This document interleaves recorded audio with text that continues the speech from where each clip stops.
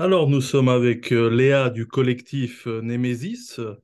Vous êtes féministe, mais vous vous situez en marge des autres mouvements, principalement parce que vous faites un lien entre immigration et insécurité, immigration et violence sexuelle, contrairement aux féministes mainstream. Aujourd'hui, 14 juin en Suisse, c'est la journée de grève nationale des femmes. Qu'avez-vous fait au cours de cette journée? Alors moi, je n'ai pas fait la grève. Je suis allée travailler, tout simplement parce que d'une part, je peux pas me permettre de prendre un jour de grève, simplement. Enfin, j'ai besoin de travailler pour subvenir à mes besoins et prendre un jour de grève, c'était quelque chose de pas possible pour moi. Je considère que c'est quelque chose qui est quand même réservé à une partie un peu privilégiée de la population, dans le sens où tout le monde ne peut pas se le permettre. Et on avait initialement prévu tout de même une action ce soir qui a du coup eu lieu hier. Ah ouais, bah justement, on va en parler. Hier, votre collectif a annoncé que 7 de ses membres ont été agressés par des antifas à Berne dans un restaurant. Des affrontements ont apparemment également éclaté entre les antifas et les nationalistes de Jungetat. Euh, la police cantonale bernoise a annoncé qu'elle avait ouvert une enquête et puis qu'il y avait 2 blessés légers. Que pouvez-vous dire à ce propos? Alors en gros, pour vous resituer la situation, on avait prévu une action banderole devant le palais fédéral et on pense que les antifas nous ont repérés à ce moment-là, mais qu'ils n'ont pas agi tout de suite et après les filles, elles sont parties au restaurant manger une fondue et quand elles étaient en train de manger la fondue, il y a des gens qui ont remarqué qu'il y avait d'autres personnes qui faisaient des allers-retours devant la vitre. Enfin, c'était un petit peu suspect, comme s'ils observaient. Et ensuite, il y a eu, de ce que j'ai compris, parce que moi, j'étais pas là, mais des infos que j'ai eues, il y a une quinzaine de personnes qui sont arrivées cagoulées avec des casques de moto. Enfin, on voyait pas leur visage, tout en noir.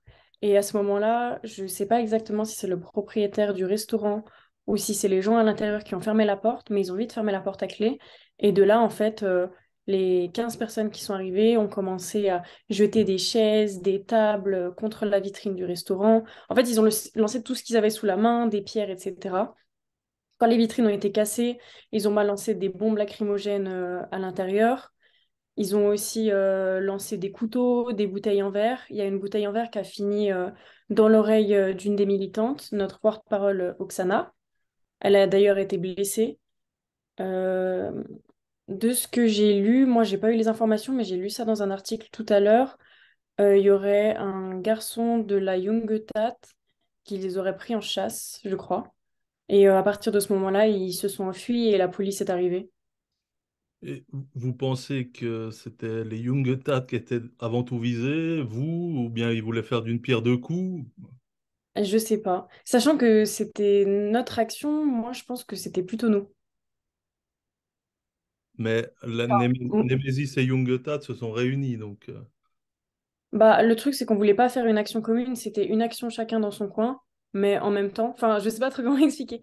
En gros, après, c'était une action au même endroit, sur le même thème, et après, juste, bah, ils sont repartis. d'accord, ouais. Après, il y avait un repas en commun, c'est ça? Je crois même pas qu'il était en commun, je crois que c'était une table chacun. D'accord, ouais. Parce que du coup, il y a la barrière de la langue de toute façon. Donc. D'accord. Ah ouais, bah ils sont suisses allemands. Un peu compliqué.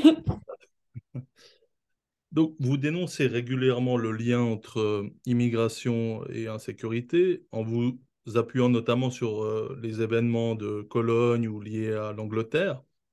Or, a priori, les agresseurs antifa à Berne sont plutôt des autochtones blancs.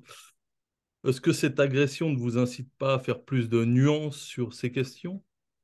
Bah, en fait, le propos de base, c'est que on n'a jamais été dans la stigmatisation de manière générale. C'est-à-dire que on n'a jamais dit que c'était toutes les communautés étrangères qui étaient dans les violences faites aux femmes, et on n'a jamais nié qu'il y avait des autochtones qui agressaient les femmes. Si on regarde notre compte Instagram, on parle d'absolument tout, en fait. Et c'est vrai qu'il y a aussi des blancs qui agressent, et c'en est un exemple ici.